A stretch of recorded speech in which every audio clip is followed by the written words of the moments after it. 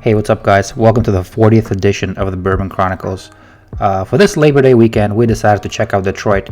Neither of us have been there, but my wife is totally into deep house electronic music, so it'd be cool, obviously, to visit the birthplace of it, and gives me an excuse to do a little bourbon hunting in Michigan. So we stayed downtown. I don't really know what to expect, but it turns out their downtown nightlife is super bustling. Every single corner alleyway has its own high-end speakeasies. Cocktails down there are not cheap. Average price is around $16. Here's me trying a little Russell's 13. I must say, as much as hunted as that bottle is, I might even like the single barrels better. Next, I got an Old Forester Old Fashioned. Check out this, how clear their ice cube is. That's legit. This is a real cocktail bar. So we found this crazy speakeasies in some like funky alleyway.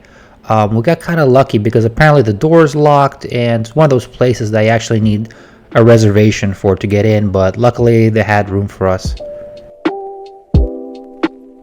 So amazing interior design, and when you get there they start you off with some complimentary cocktails, which is a genius move. I mean, the whole place is designed to separate rich people from their money, and I appreciate the hustle. Like, check out this menu.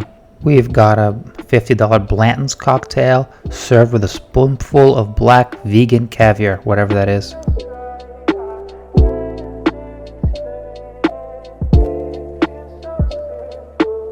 So my wife got this cocktail with pop rocks on top, A+ for creativity, and my drink was a smoke infused thing. It's more of a show, but still really good. I enjoyed it. After that, we went out to check out the nightlife. I didn't know this, but apparently there was a jazz festival going on that weekend, and a lot of the jazz musicians ended up at these like underground parties, and they're playing a few sets, which was pretty awesome.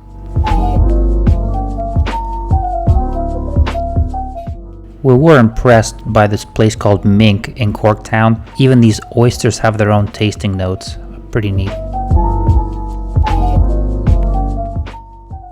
Alright, so here we go, the bourbon hunt. Older gentleman store owner couldn't understand why I took a picture in front of a store.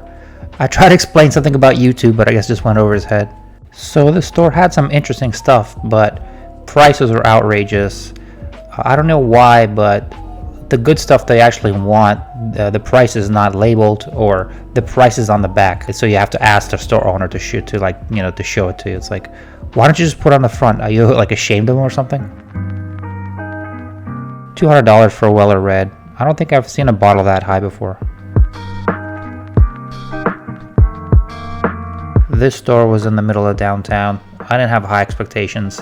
Almost no inventory, although blends that they did have were like $250.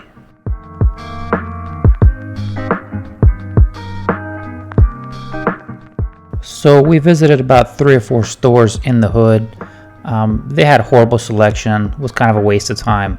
So we decided to drive up maybe 30 minutes north to Sterling Heights. Oh, and one more thing before actually leaving Detroit. We went to check out some of these abandoned factories, and wow, it's really cool. It's pretty surreal looking at this destruction porn. I mean, it's crazy how fast nature can take over buildings. Like, some of these factories have trees growing on top of them. It's bizarre, wow.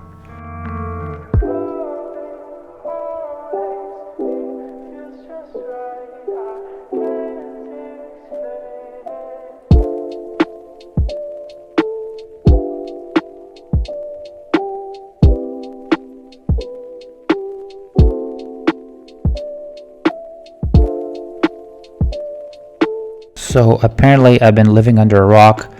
Just now found out that Elijah Craig has C923. That's 13 years and 7 months old.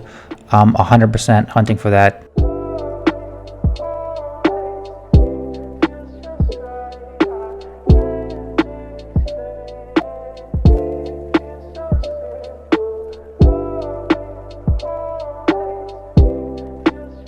Got excited there for a second. This looked like a barrel proof, but I guess not.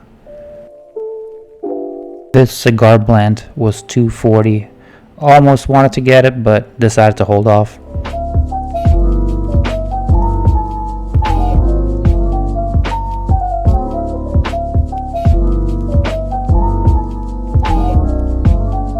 Seems like every store these days has their own Elijah Craig private barrel. Pretty cool, love it.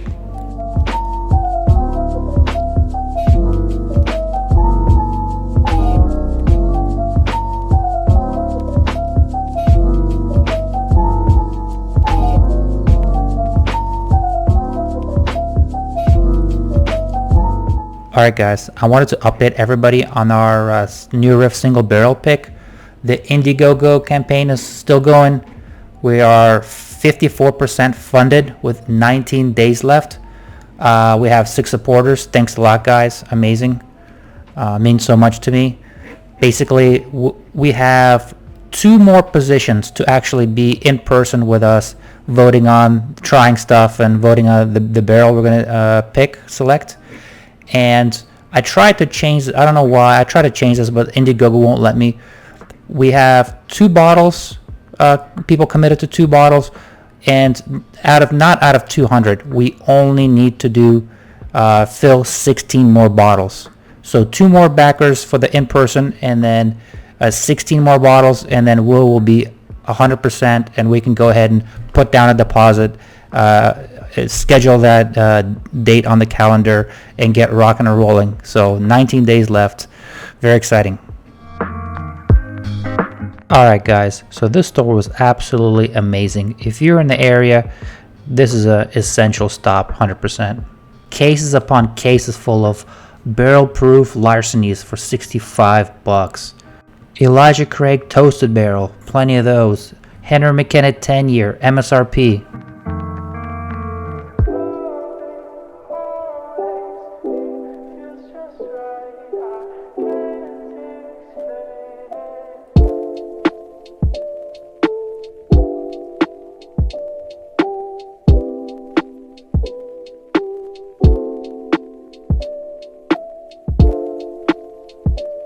Special edition Redwood Empires you never see anywhere.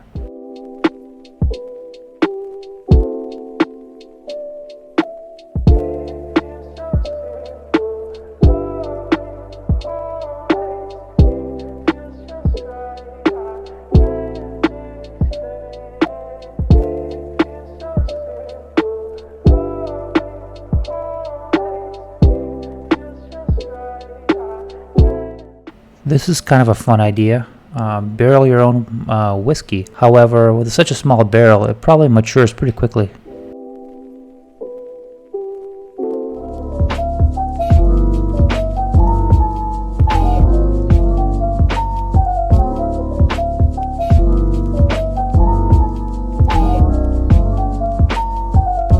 I did some research. Too bad they're not letting stores do picks of this stuff anymore. They need to bring it back.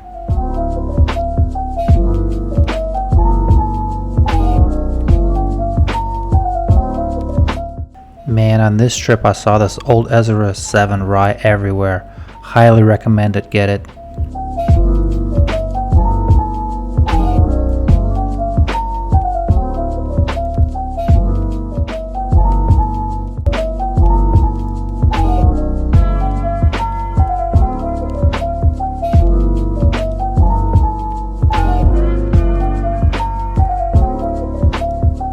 I probably should have got this Charlie's batch. That's the good one.